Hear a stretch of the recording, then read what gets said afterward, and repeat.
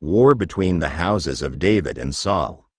Meanwhile, Abner son of Ner, the commander of Saul's army, had taken Ish-Bosheth son of Saul and brought him over to Mahanaim. He made him king over Gilead, Asher and Jezreel, and also over Ephraim, Benjamin and all Israel. Ish-Bosheth son of Saul was 40 years old when he became king over Israel, and he reigned 2 years. The house of Judah, however, followed David. The length of time David was king in Hebron over the house of Judah was 7 years and 6 months. Abner son of Ner, together with the men of Ish-Bosheth son of Saul, left Mahanaim and went to Gibeon. Joab son of Zeruiah and David's men went out and met them at the pool of Gibeon. One group sat down on one side of the pool and one group on the other side. Then Abner said to Joab, "Let's have some of the young men get up and fight hand to hand in front of us." "All right, let them do it," Joab said. So they stood up and were counted off, 12 men for Benjamin and Ish-Bosheth son of Saul, and 12 for David. Then each man grabbed his opponent by the head and thrust his dagger into his opponent's side, and they fell down together. So that place in Gibeon was called Helkath-Hatzerim. The battle that day was very fierce, and Abner and the men of Israel were defeated by David's men.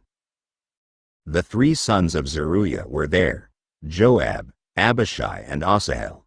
Now Asahel was as fleet-footed as a wild gazelle. He chased Abner, turning neither to the right nor to the left as he pursued him.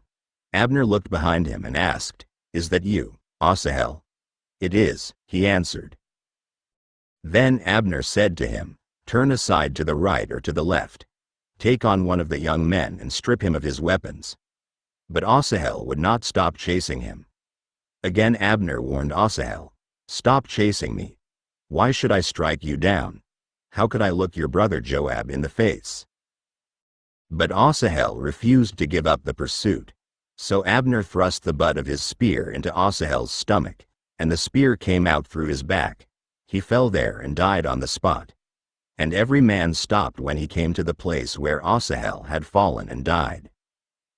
But Joab and Abishai pursued Abner, and as the sun was setting, they came to the hill of Ammah, near Giah on the way to the wasteland of Gibeon.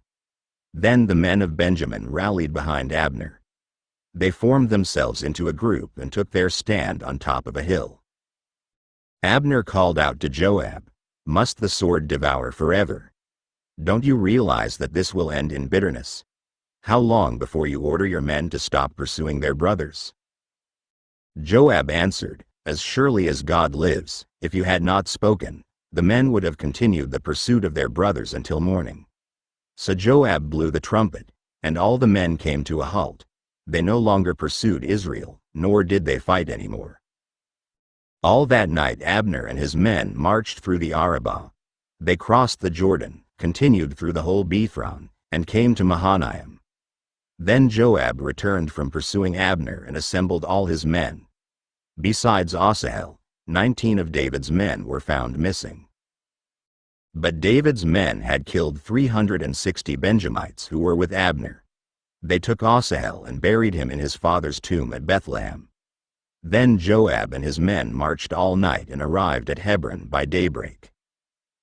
The war between the house of Saul and the house of David lasted a long time.